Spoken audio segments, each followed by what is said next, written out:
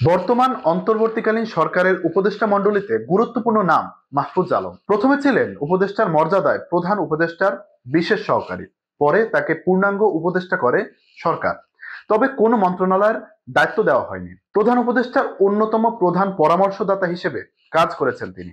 সেই মাহফুজ আলম সোমবার তার নিজের ফেসবুক পোস্ট করেছেন সরকারের অগ্রাধিকার কাজের তালিকা, সাথে তাদের নিজেদের এখনকার কাজের অগ্রাধিকার। কিন্তু সেই অগ্রাধিকারের তালিকায় স্থান পায়নি আগামী জাতীয় সংসদ নির্বাচন আয়োজনের কথা। সরকারের অগ্রাধিকার হিসেবে 9টি কাজকে তালিকায় রেখেছেন উপদেষ্টা মাহফুজ আলম।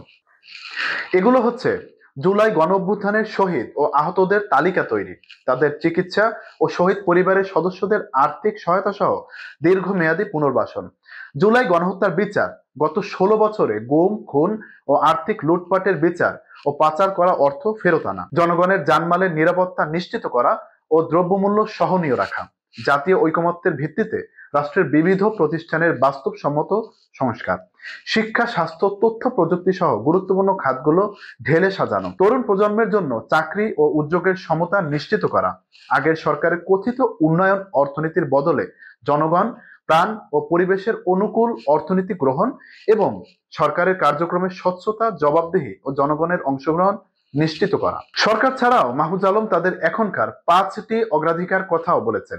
সেসব কাজ পুরোপুরি নীতিগত বিষয়। সেখানে শুধু এক জায়গায় তিনি ক্ষমতা হস্তান্তরের প্রক্রিয়া তথা নির্বাচন ব্যবস্থার সংস্কার সাপেক্ষে জনগণের রায়ের উপর ছেড়ে দেওয়ার কথা বলেছেন। প্রভাবশালী এই উপদেষ্টার প্রকাশ করা অগ্রাধিকার এই তালিকায় নির্বাচন আয়োজন নিয়ে কোনো কথা নেই। সরকারের কাজের এই অগ্রাধিকার তৈরিতে উপদেষ্টা পরিষদে কোনো বৈঠক হয়েছে বলে কারো জানা নেই, অথচ একে সরকারের অগ্রাধিকার বলে লিখেছেন মাহফুজ আলম। প্রধান উপদেষ্টা ডক্টর মোহাম্মদ ইউনূসের কথা অনুসারে নির্বাচন হতে পারে চলতি বছরের ডিসেম্বর কিংবা 2026 সালের জুনের মধ্যে। তারই প্রেস সচিব চলতি বছরের ডিসেম্বরের মধ্যে নির্বাচনের সম্ভাবনা খারিজ করে দিয়েছেন। তিনি বলেছেন 2026 সালের জুনের মধ্যে নির্বাচন হবে।